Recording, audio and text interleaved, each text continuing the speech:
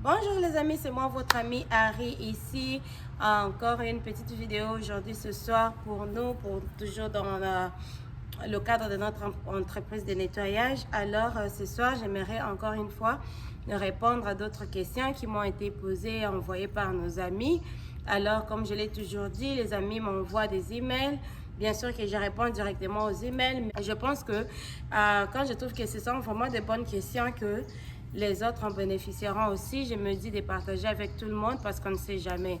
Alors, pour la question de notre amie, elle dit, j'aimerais savoir si c'est plus important de faire un focus que sur de gros nettoyages, comme par exemple nettoyage fin de chantier, résidence étudiant ou le bureau particulier. OK?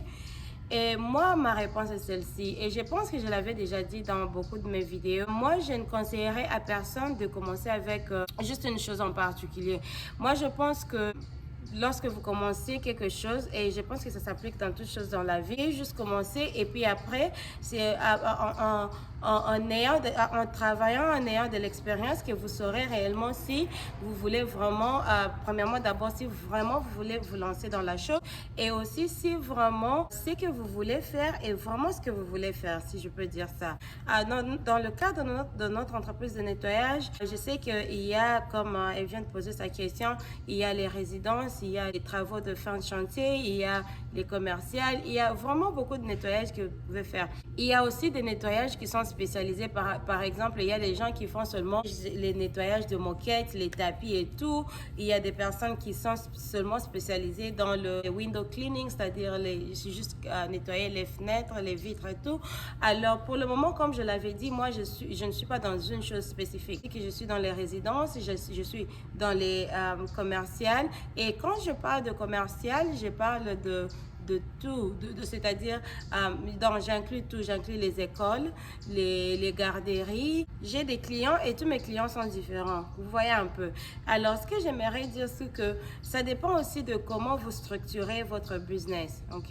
Et ces personnes qui travaillent avec moi, tout le monde a ce qu'elles préfèrent aussi. Il y a ceux-là qui préfèrent travailler dans les résidences, il y a ceux-là qui préfèrent aussi travailler dans le commercial. Et j'ai aussi d'autres employés qui ils travaillent pour moi dans les commerciales et ils vont aussi faire les résidences le soir. Et entre les deux, il y a les avantages, il y a aussi les inconvénients. Vous voyez un peu. Pour les avantages des résidences, par exemple, il y a la flexibilité. Ok? Je sais que de mon côté, c'est un peu difficile parce que il me faut à chaque fois, chaque week-end, comme aujourd'hui, par exemple, je venais de faire les horaires et tout et tout. Ce n'est pas aussi facile d'essayer d'accommoder les horaires des clients et les horaires des travailleurs aussi. Parce que la plupart de mes travailleurs, ce sont des gens qui, peut-être, ils ont déjà un full-time job, ok? Et ils travaillent peut-être le matin et puis ils veulent seulement avoir une autre petite chose qu'ils font le soir. Ou peut-être ils travaillent aussi le soir et puis ils veulent faire une petite chose le matin. Alors, je dois accommoder lorsque les clients prennent des rendez-vous dans le système, je dois aller voir. Et des fois, ce qui se passe, c'est que j'essaie de rappeler les clients pour leur dire que non, peut-être le lundi, on ne saura pas travailler 13 heures par exemple. Est-ce qu'on peut faire 14h30 ou... Donc, j'essaie de voir lequel de mes employés qui sera disponible pendant ces temps-là. C'est quelque chose qui n'est pas aussi facile de faire pour moi, mais ce qui est bien pour ça aussi, c'est qu'il y a la flexibilité. C'est que le client peut accepter, par exemple, de dire que non, que voilà, ok, on peut aller avec 14h30 et tout. Mais c'est juste le back and forth, le va-et-vient là avec le client qui peut être un peu, je sais pas comment, mais c'est quand on regarde du mauvais côté. Mais dans le bon côté aussi, il y a la flexibilité avec les résidences. Et puis avec les résidences aussi, il n'y a pas un prix fixe, comme je vous dis. Moi, je pense que dans les résidences, il y a beaucoup d'argent aussi. Vous voyez un peu. Comme je l'avais dit l'autre fois, vous pouvez aller de peut-être 200 $ à 800 $ pour une résidence, par exemple. Et c'est à vous-même de voir et de choisir. C'est juste que c'est différent, vous voyez un peu. Et si vous avez les employés, vous avez les gens qui acceptent de travailler, Et il pleut déjà, les amis, attendez. Un ordinateur.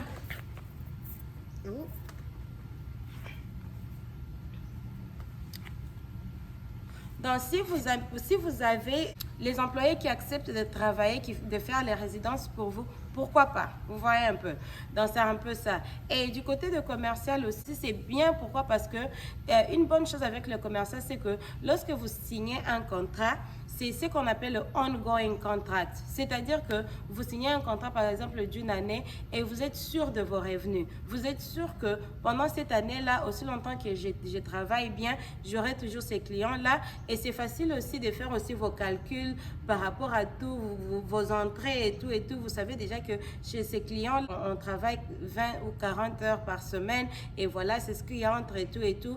Et puis aussi, avec ça du côté de commercial, les horaires sont fixes. Maintenant, avec les commerciaux, le problème est que si le client, par exemple, vous dit que non, pour moi, je ferme mes bureaux à 17h, vous ne pouvez que travailler à partir de 18h et ça, donc vous ne pouvez que travailler à partir de 18h. Alors, si vous avez, par exemple, les employés qui, eux, préfèrent travailler, par exemple, le matin, vous voyez que c'est un peu... Je ne sais pas si vous comprenez. Donc, c'est juste que pour moi, en tout cas, je préfère choisir les deux. Je préfère aller avec les deux. Donc, ce que vous faites, c'est les cleaning. Le cleaning, c'est les cleaning. Pour moi, comme les travails de fin de chantier, par exemple, je prends aussi cela, comme par exemple, dernièrement, on faisait un entrepôt. Ce sont des petits contrats qui viennent, ça n'a toujours pas été ongoing. C'est pas quelque chose qui est continuel. Vous voyez un peu. C'est quelque chose que vous prenez comme un projet et vous savez que c'est un projet qui va vous prendre, par exemple, 1 mois ou 2 mois. OK? Vous travaillez ce projet, vous faites vos calculs et puis vous savez ce que seront vos revenus. Et puis c'est comme ça. Vous voyez un peu. Pour moi, en tout cas, je pense que si vous êtes en train de vouloir progresser et évoluer dans votre business, moi, je pense que je vous conseillerais, mes amis, de commencer avec les tout. OK? Vous commencez avec les résidences. Comme je vous l'avais encore dit, c'est les résidences qui m'avaient amené les commerciaux. Les commerciaux m'ont amené les projets de fin de construction, les projets, dans beaucoup de projets. C'est comme ça, vous voyez un peu. Et mon ami, toi qui m'as écrit, je te conseille de ne pas choisir seulement la seule chose. Essaye de faire tout ce qui se présente d'abord pour le moment, comme c'est un début pour toi. Essaie d'abord de faire tout ce qui se présente. C'est après que tu auras beaucoup de clients. Après, et je sais que moi aussi, à un point, je me dirais peut-être que non, maintenant, je ne vais plus faire les résidences ou bien je ne vais plus faire les commerciaux. Tout dépend, vous voyez un peu. J'ai des partenaires avec qui je travaille qui, eux, ne veulent même pas entendre les commerciaux. Ils veulent seulement rester dans les résidences. Il y a aussi les autres qui sont... Eux, ils ne veulent pas entendre les résidences. Ils veulent seulement rester dans les commerciaux. Donc, vous commencez avec les deux. C'est après que vous choisirez, vous saurez c'est lequel que vous voulez faire. Vous voulez rester avec dans le futur lorsque votre compagnie sera grande. Alors, notre ami nous demande aussi combien facturer un entretien d'un restaurant de 240 mètres carrés, juste le sol, les sanitaires et les vitres. OK. Alors, pour cette question-là, mon ami, j'aimerais te demander d'aller suivre la dernière vidéo que j'ai fait sur la facturation et ça te donnera au moins les à peu près et c'est par rapport à ça que toi-même, tu sauras faire tes calculs. Parce que ce que je te dirais, c'est que nous, lorsqu'on fait les cleanings générales, mais lorsque le client nous demande de nettoyer les vitres, par exemple, on essaie de charger un peu plus par rapport au même nombre d'heures que nous allons faire. Je sais par exemple que non, si c'est une maison qui pour un déménagement, on les appelle les move-out.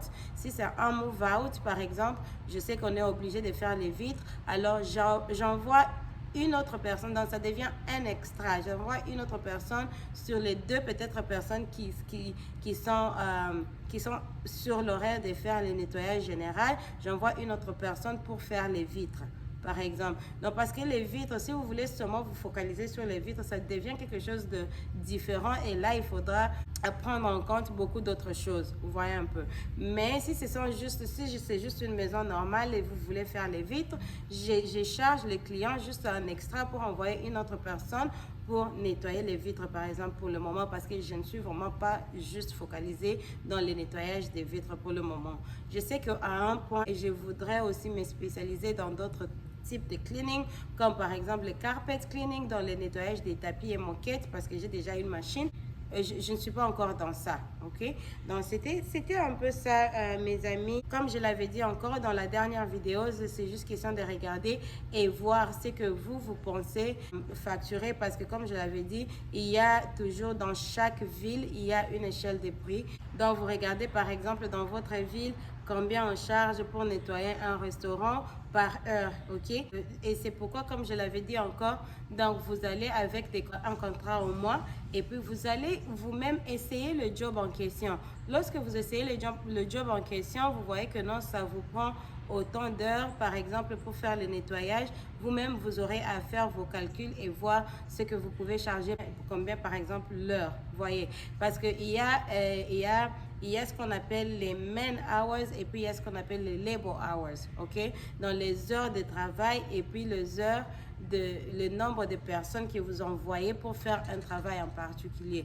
Comme par exemple, si par exemple un travail qui vous prendra 2 heures de temps pour 2 personnes, pour ce travail-là, vous chargerez 4 heures de temps parce que vous comptez 2 heures de temps pour chaque travailleur. Vous voyez un peu.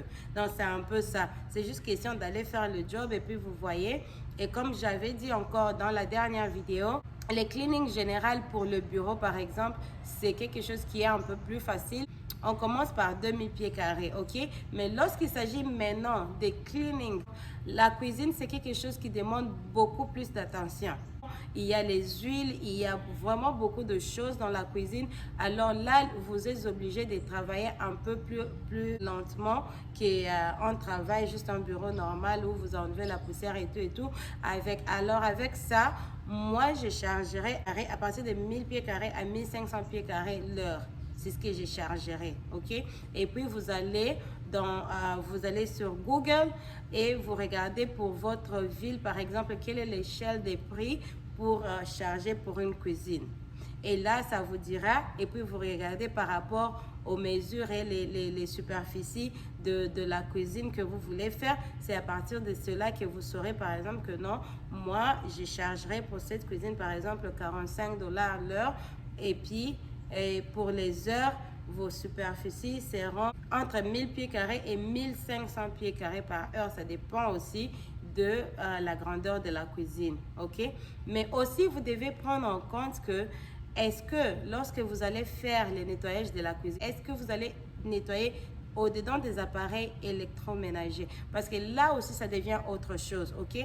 Parce que pour nettoyer juste un frigo, par exemple, ça peut vous prendre jusqu'à 1 heure, 1 heure et demie. Pour nettoyer un four, par exemple, parce que quand vous devez nettoyer un four, vous avez...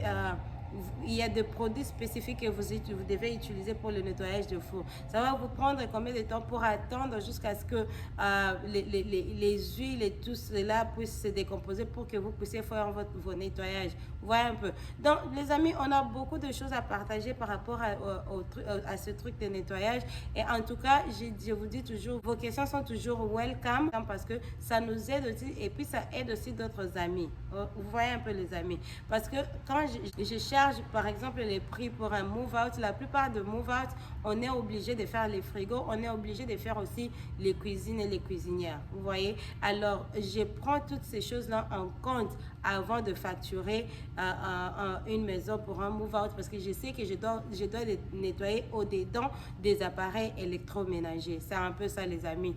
Alors, je sais pas, je sais que je n'ai pas vraiment été très spécifique pour ces questions parce que ce sont des questions qui ont beaucoup de... Ça demande vraiment beaucoup parce qu'il y a des petites choses qui sont très spécifiques pour chaque cleaning, par exemple. Ok? C'est un peu ça, les amis. En tout cas, je voulais répondre aux questions de notre ami et je sais que moi-même, lorsque je suis en train de répondre à ces questions, ça me fait penser aussi à beaucoup d'autres choses que j'aimerais partager avec vous prochainement. J'essaie en tout cas pour le moment de poster au moins 2 vidéos la semaine. Ok, attendez la vidéo prochaine. Je vais essayer d'étudier encore toutes ces questions pour essayer encore de répondre plus spécifiquement à ces questions. En tout cas, les amis, c'était ce que je voulais vous dire aujourd'hui. Notre ami, je te remercie encore une fois pour tes questions. Et puis, continuez. Ne vous dites pas seulement que j'avais déjà posé une question, je ne pourrais pas. Non, toutes les questions sont toujours welcome. Continuez à me poser des questions. Même si vous aviez déjà posé 100 questions, continuez toujours à me poser des questions. Et c'est comme ça que ça nous aide, nous tous, à évoluer et à progresser avec nos entreprises de nettoyage. Ok les amis, merci de m'avoir suivi jusqu'à la fin. En tout cas, je vous aime bien. Continuez à partager, aimer les vidéos. En tout cas, ça m'encourage de continuer à faire d'autres vidéos. Lorsque je vois vraiment que j'ai les abonnés, moi-même, je me dis déjà, quand je vois 2-3 autres abonnés, je me dis, oh mon Dieu, je dois faire quelque chose pour satisfaire à mes amis. Donc, c'est un peu ça. En tout cas, je vous aime bien, comme vous m'aimez aussi. Et attendez la prochaine vidéo qui sortira peut-être ce mardi. Ok? Alors, à tantôt.